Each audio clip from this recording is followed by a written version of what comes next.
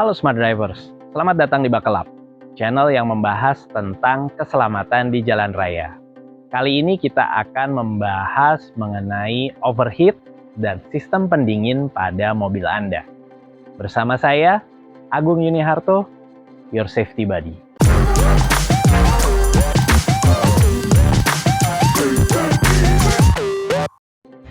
Apa itu overheat?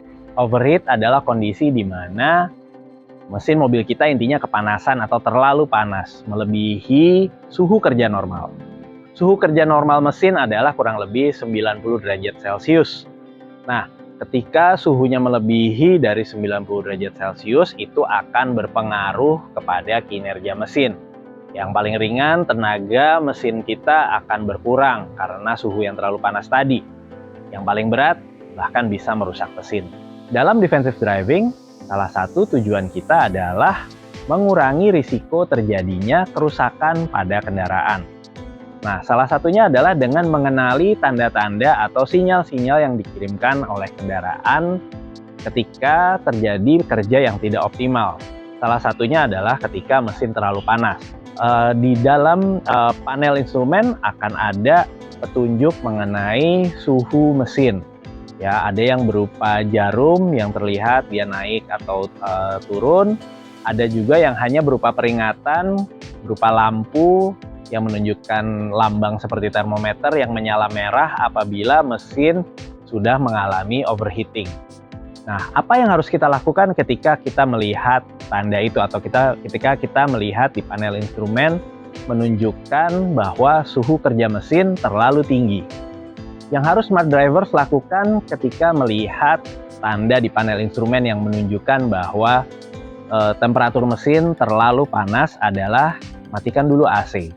Karena dengan smart drivers mematikan AC, kerja mesin akan menjadi lebih ringan. Nah, setelah mematikan AC, smart driver segera mencari lokasi untuk berhenti sesegera mungkin. Kenapa harus sesegera mungkin? Karena kalau kita teruskan, kita biarkan, maka suhunya akan naik terus yang berujung bisa merusak mesin kendaraan atau mesin mobil smart drivers. Setelah smart drivers berhenti di tempat yang aman, yang kemudian bisa smart drivers lakukan adalah membuka kap mesin. Ya, dengan membuka kap mesin ini akan mempercepat proses pendinginan sambil kita mencoba mengetahui kenapa terjadi overheating tadi. Ketika smart drivers membuka kap mesin ini setelah parkir, jangan pernah langsung membuka tutup radiator. Ya, kita cukup memeriksa reservoirnya saja dulu. Kita lihat ketinggian dari radiator fluid atau cairan pendingin radiator apakah berkurang atau tidak. Kalau berkurang, stop dulu.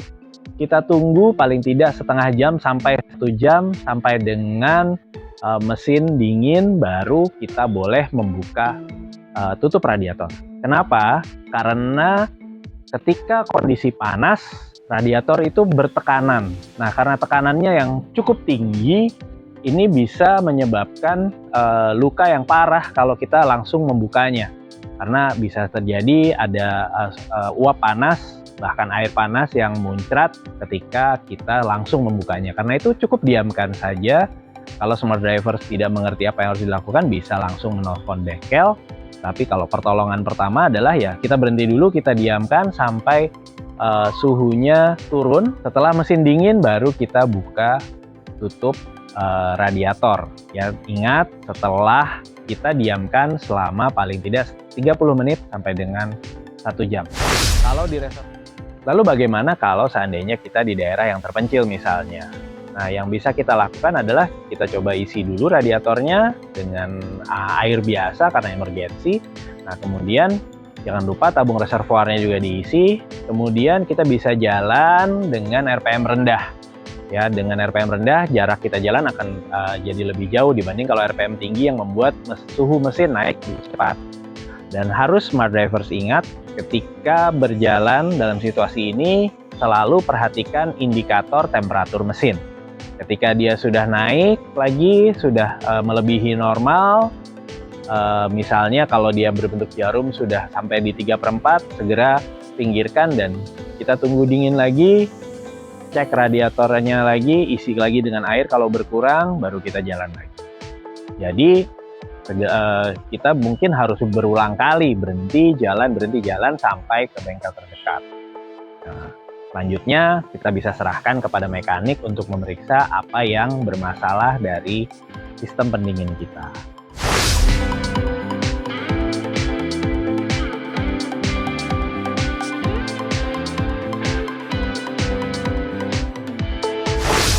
Itu tadi cara kita menghadapi situasi emergensi ketika mobil kita mengalami overheating. Nah, sekarang bagaimana kita melakukan langkah-langkah pencegahan supaya kita tidak mengalami overheating?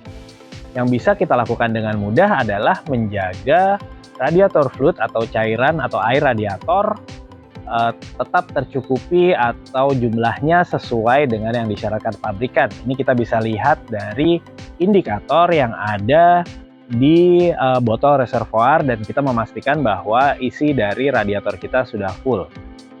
Lalu cairan apa yang kita gunakan untuk mengisi radiator? Nah, umumnya ada orang yang menggunakan air atau radiator coolant. Nah, dari sini sebenarnya kalau kita bicara yang terbaik adalah kita tentunya menggunakan radiator coolant. Kenapa kita lebih baik menggunakan radiator coolant dibandingkan dengan menggunakan air? Yang pertama, titik didih radiator coolant lebih tinggi karena dia sudah ditambahkan zat-zat aditif, ya, bahan-bahan kimia yang membuatnya tidak mendidih pada suhu didih air sekitar 100 derajat Celcius. Radiator coolant lebih dari 100 derajat Celcius. Yang kedua, air bertemu dengan besi, apa yang terjadi? Karat. Sementara radiator coolant sudah ditambahkan zat-zat anti karat.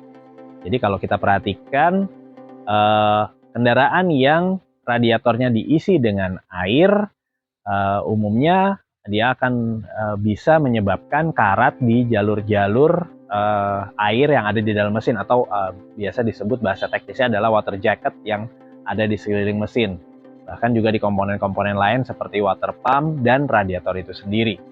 Nah, sementara radiator coolant dia sudah dilengkapi dengan zat anti karat. Jadi selama radiator coolant ini mutunya masih terjaga dengan baik, dia akan bisa mencegah timbulnya karat di dalam jalur pendinginan mesin. Yang kedua, sisi negatif dari air adalah air itu selain menyebabkan karat, juga kalau kita menggunakan air tanah, di situ ada kandungan-kandungan mineral lain, tidak air murni. Kalau kita menggunakan air tanah, itu akan ada mineral-mineral lain yang bisa menimbulkan kerak, baik itu di jalur air di dalam mesin maupun termasuk juga di dalam radiator, sehingga bisa menyebabkan jalur itu buntu dan akhirnya membuat pendinginan mesin tidak optimal. Sementara kalau radiator coolant dia sudah dilengkapi dengan anti karat dan juga dia tidak mengandung mineral-mineral yang bisa mengendap. Lalu jangan lupa radiator fluid ini juga ada umurnya. Kita juga harus menggantinya, mengurasnya secara rutin. Tentunya tidak perlu kita lakukan sendiri. Kalau kita tidak bisa, kita bisa minta bengkel untuk menguras air radiator kita dan menggantinya dengan radiator coolant yang baru. Kapan kita melakukan pengurasan ini? Idealnya antara 6 bulan atau minimal 1 tahun sekali kita ganti air radiator yang ada di dalam sistem pendingin kendaraan kita. Selain airnya, kita juga bisa lihat sistem yang lain. Biasanya kita bisa lihat apakah ada kebocoran atau tidak. Ini bisa kita deteksi dengan mudah kalau kita menggunakan radiator coolant yang seperti tadi sudah saya tunjukkan, dia memiliki warna.